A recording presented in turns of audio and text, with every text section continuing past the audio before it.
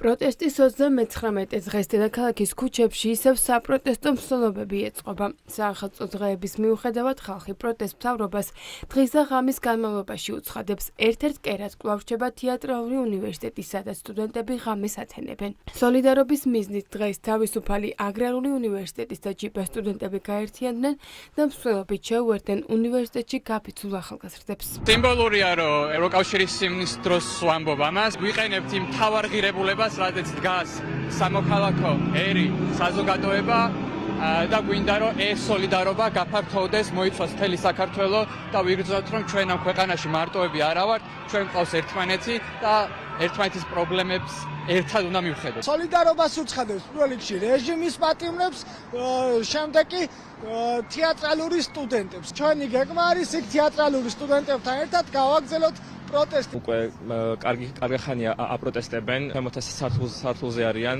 არც გამართლებს არ ურთავენ, არც საჭმელი შეაქვთ, მხოლოდ ელექტრო გამართლებზე თვებიან და ფიქრობ რომ უკვე ეს არაფერში აღარ ჯდება. ერთად განან მუსიკოსებიც, რომლებიც არალეგიტიმურ ხელისუფლებას ბოიკოტს უცხადებენ, თუმცა ახლა მომღერლებმა და მუსიკოსებმა საქველმოქმედო აქციების გამართვა დაიწყეს.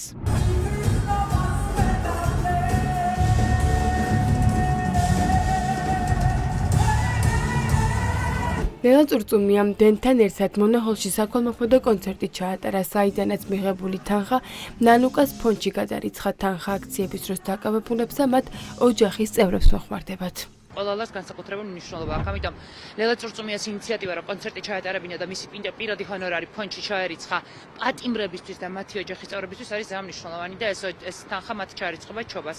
ისევე როგორც ძალიან მნიშვნელოვანია ყველა ნებისმიერი ადამიანის დახმარება ვეგან ჯორჯიასით, როდესაც მათინება ესეთი გამოხატულია ჩვენგან მადლიერებას იმსახურებს. ნუკას ფონდს არ შეუწყვეტია ჯანმრთელობის პრობლემების მოგვარება სხვა ადამიანებისთვის. საქველმოქმედო ღონისძიება იყო რესტორან ონორეში, რომელიც მუსიკოსმა ალექსანდრე კორძაიამ ჩაატარა. გაყიდული ბილეთების შედეგად აღებული თანხა მუსიკოსმა გადარიცხა პროსპერი ჯორჯიაში, რომელიც ქვეყნის თავისუფლებისთვის ბრძოლაში დასარარებულ ადამიანებს ეხმარება.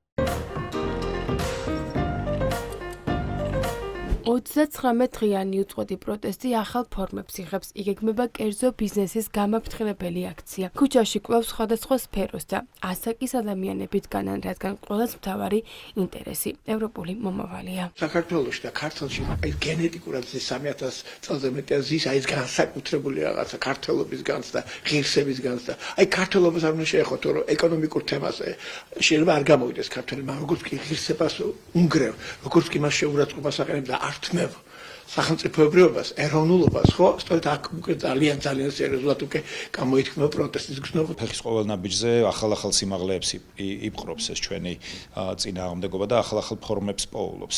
რუსთაველის გამზირის პროტესტი ჯერ მარშებში გადაიზარდა, ჯერ თვითონ რამდენჯერ იცვალა ფორმა, მერე რამდენი კონსოლიდირების კიდევ რამდენი ახალი ფორმა ვიპოვნეთ, ანის ჯაჭვი როგორი იყო რამდენიმე ქალაქში და მთელ მსოფლიოს რო გადაწვდა. პროტესტი იძენს ახალ ფორმებს, დღეს უკვე დაანონსდა რომ 15 იანვარს 15 საათზე დაიწყება მასშტაბური გამაფრთხილებელი გაფიცვა კერძო ბიზნესში. ეს არის სიახლე. ხალხმა 39 დღიანი უპრეცედენტო ფორმისა და შინაარსის პროტესტი აჩვენა. ბრძოლა ქვეყნის ევროპული მომავლისთვის გრძელდება და პროტესტი გაჩერებას არ აპირებს.